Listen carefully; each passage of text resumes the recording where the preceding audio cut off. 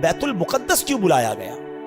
یہ بڑی کمال کا کوسچن ہے کہ اگر رب نے اپنی بارگاہ میں بلانا تھا تو یہ بیت المقدس کا ٹریول کیوں کروایا گیا؟ ایک ایسی جماعت قائم کی گئی کائنات میں، اس سے زیادہ مبارک جماعت کوئی نہیں ہوئی، اور وہ جماعت ہوئی، وہ نماز ہوئی بیت المقدس میں کہ جب سارے انبیاء صف بنا کر کھڑے ہیں، اور اب حبیب پاک جب وہاں جاتے ہیں تو جبریل امین نبی پاک کا ہاتھ پکڑ کر مصلی پہ کھڑا کر دیتے ہیں صف بصف کھڑے ہیں انبیاء، صف بصف کھڑے ہیں انبیاء، مصطفیٰ امام ہو گئے، ان کے جو غلام ہو گئے وقت کے امام ہو گئے، نام لیوا ان کے جو ہوئے ان کے اونچے نام ہو گئے۔ اور بریلی کے تاجدار سے پوچھو کہ یہ نماز کیوں ہوئی تھی، what is the reason to make that beautiful جماعت، جو سیکرڈ جماعت، دنیا کی سب سے مقدس جماعت، یہ کیوں ہوئی تھی؟ اس کی وجہ امام عشق و محبت عشق والی زبان میں فرماتے ہیں کہ نماز اقصیٰ میں تھا یہی سر،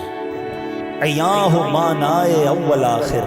کہتے جو اقصیٰ میں جماعت ہوئی تھی نا، اس میں ایک راز تھا، اور وہ راز یہ تھا کہ پتہ چل جائے کہ اول کون ہے، آخر کون ہے، افضل کون ہے، مفضول کون ہے، آقا کون ہے اور اس کے پیچھے کون ہے۔ سبحان اللہ۔ کہتے نماز اقصیٰ میں تھا یہی سر، عیاں ہو مانائے اول آخر، ہے دست بستہ پیچھے حاضر، جو سلطنت آگے کر گئے تھے، جو پہلے سلطنت انبیاء کر گئے، وہ سارے ہاتھ باندھ کر پیچھے کھڑے ہیں۔ سب کو بتا دیا گیا کہ رب کا حبیب کون ہے، سب کا آقا کون ہے۔ گویا یہ منظر اس وقت ظاہر ہو گیا کہ خلق سے اولیاء، اولیاء سے رسول، اور رسولوں سے اعلیٰ، اور رسولوں سے اعلیٰ۔ مسجد اقصیٰ میں جب نبی پاک علیہ الصلوۃ والسلام پہنچے نا، تو اب وہاں پر نبیوں نے خطبہ دیا۔ اب ذرا خطبہ سنیے گا۔ سب سے پہلے حضرت ابراہیم نے خطبہ دیا، الحمدللہ الذی اتخذنی خلیلا، تمام تعریفیں اس اللہ پاک کے لیے جس نے مجھے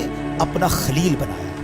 حضرت موسیٰ علیہ السلام نے خطبہ دیا، الحمدللہ الذی کلمنی تکلیما، تمام تعریفیں اللہ پاک کے لیے جس نے مجھے کلام کا شرف بخشا۔ تیسرا خطبہ دیا حضرت داؤد علیہ السلام نے، آپ نے کہا الحمدللہ الذی خولنی ملکا، تمام تعریفیں اس اللہ پاک کے لیے جس نے مجھے سلطنت عطا فرمائی۔ تمام انبیاء آتے رہے، خطبہ دیتے رہے۔ اب جب نبی پاک علیہ السلام کی باری آتی ہے، اللہ کے حبیب کی باری آتی ہے، آپ نے فرمایا الحمدللہ الذی ارسلنی رحمتا للعالمین، تمام تعریفیں اس رب کے لیے جس نے مجھے رحمت بنا کر بھیجا۔